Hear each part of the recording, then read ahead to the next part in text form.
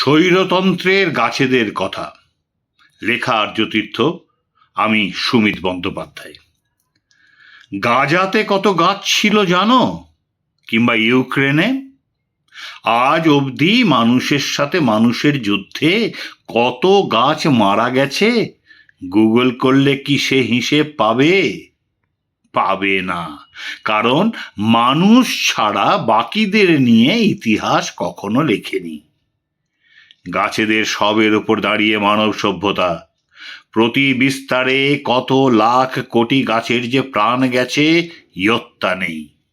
Bharat, Brazil, Indonesia সর্বত্রই বৃক্ষ বলি না দিয়ে কোনো মল, কারখানা, হাব বা ট্রেন লাইনের সূচনা হয় না।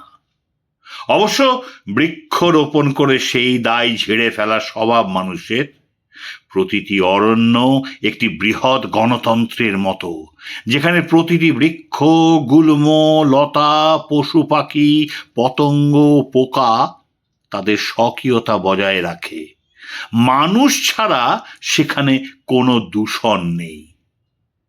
সেই তুলনায় মানুষের পোঁতা গাছেরা যেন স্বৈরতন্ত্রের দাসরূপী প্রজা। যেখানে হুকুম দেবে, যেমন হুকুম দেবে তেমন করে দাঁড়াবে, বাড়বে, ফুল ফল দেবে, প্রয়োজনে বিনা বাক্যবায়ে রাষ্ট্রের হিতে মরে যাবে। ভয় শুধু একটাই, পৃথিবীর সাথে গাছেদের আত্মীয়তা মানুষের থেকে কোটি কোটি বছর বেশি।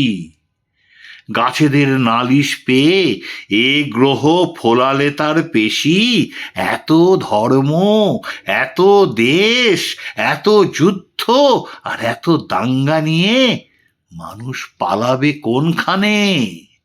আছে কি তেমন কোনো গাছহীন গ্রহ সভ্যতা হোতাদের কারো সন্ধানে?